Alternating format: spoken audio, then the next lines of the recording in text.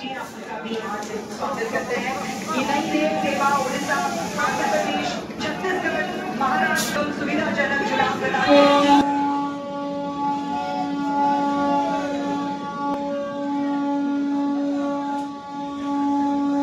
हमारे आदरणीय प्रधानमंत्री जी से निवेदन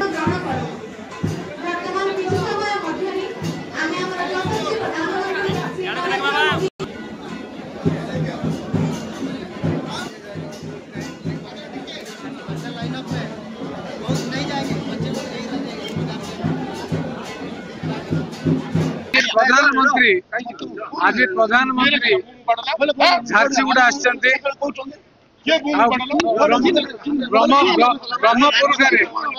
ब्रह्मपुर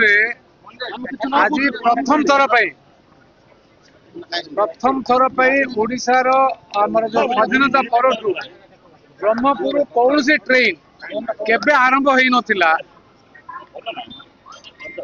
गंजाम जिला ओडिशावासी जो 2024 निर्वाचन पर प्रधानमंत्री नेतृत्व को विश्वास करी ओडिशा रे सरकार गठन 20टा एमपी जो प्रधानमंत्री प्रथमे वंदे भारत ट्रेन आमर यू आरंभ करथिले तथा आज द्वितीय थर ब्रह्मपुर उद्यान गोटे स्पेशल ट्रेन गुजरात ओडिशा को जोड़िया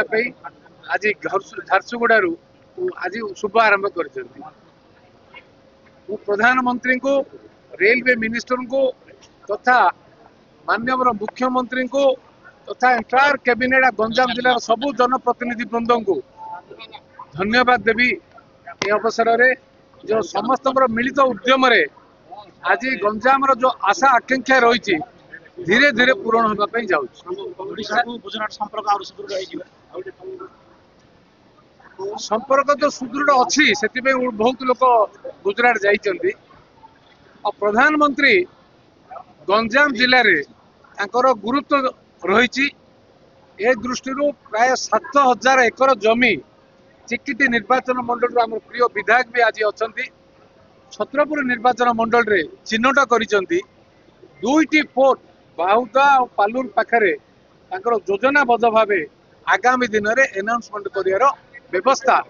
विभिन्न डिपार्टमेंट को निर्देश देइचंती आ सेमानकर कार्यानुष्ठान सहित port based blue economy with green and golden economy को गुरुत्व देवाई पंजाब प्रधानमंत्री गंजाम एक कर्म क्षेत्र हम पूर्व भारतर पूर्व ओडिशार दक्षिण ओडिशार एटा आरंभ हो निश्चित भाव में आज ब्रह्मपुर सूरत शहर उदना को आज गोटे स्पेशल ट्रेन आज बहुत दिन पर बहु प्रतीक्षा आज आरंभ होती जहाँ निजे भारतर प्रधानमंत्री यशस्वी प्रधानमंत्री निजे ओडिशा आसिकी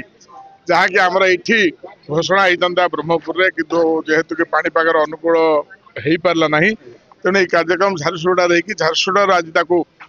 माने तार माने औपचारिकता आज आरंभ होती तो निश्चित भाव में ये गंजाम जिला गोटे भल खबर जेहेतु कि से कौटी गढ़ला से परवर्ती कथा किंतु ब्रह्मपुर जो गोटे आमर सब जो दाबी रही ब्रह्मपुर दिल्ली ब्रह्मपुर मुंबई ब्रह्मपुर सूरत जो बड़ बड़ सहर को जीवाई जो सीधा सड़क ट्रेन आमर जो दाबी रही गंजाम जिलार से ये गोटे अयम आरंभ बोली कहले अत्युक्ति हम ना आज ब्रह्मपुर सूरत को गाड़ी गढ़ी वीकली गढ़ी आउे आशा रखुचु आम जेहेतु कि आमर ब्रह्मपुर सीधा सड़क दिल्ली ब्रह्मपुर सीधा सड़क मुंबई ये बड़ बड़ टाउन को जिपरी कनेक्ट हो पार आम ब्रह्मपुर जी सीधा बाहर आमर आम जेहेतु कि गंजाम जिलार आसीचु तो आमर दाबी रम गंजाम जिलार ब्रह्मपुर रेलवे स्टेशन केमी अत्याधुनिक हो पार आमर जिन एयरपोर्ट भल एयरपोर्ट जिन आमको मिल पार आमको जिन भल हॉस्पिटल सुविधा मिल पार कॉर्पोरेट हॉस्पिटल केमती आसवे तो निश्चित भाव में नुआ सरकार आसिला परे केंद्र सरकार एवं राज्य सरकार उभय मिसी ओडिशा को गतिशील करिवारे निश्चित भाव में आगू बढ़ाई आज आमर गंजाम जिले में जमी बाहुदारे जो पारादीप पोर्ट नहीं जहाँकि गोटे बड़ 21,000 कोटी टंकार प्रोजेक्ट हम प्राय 6,000 एकर जमी नहीं जो लुण जमी थिला ताको जी केंद्र सरकार पारादीप हस्पिटाल देछनी ये गोटे ऐतिहासिक पदक्षेप आम गंजाम जिला से भाया हजार हजार एकर जमी नहीं कि जो पड़िया भाया अव्यवहृत होगी पड़ी रही राज्य सरकार ताको गति देइछनी गंजाम जिले में गत दिन में आपण मैंने जानी खबर एटिक आसी प्राय 28,000 कोटी टंकार प्रकल्पर शुभारंभ होती तो निश्चित भाव में जो नुआ सरकार आसला डबल इंजिन सरकार आसी आर प्रभाव वर्तमान सारा ओडिशा रे तार पड़ी आ गंजाम रे पड़ी जेहेतु कि गत सरकार जो जी 5 थर एठारू विधायक होगी मुख्यमंत्री हेले किंतु गंजाम जिला प्रति जो वैमात्रिक मनोभाव पोषण करते आज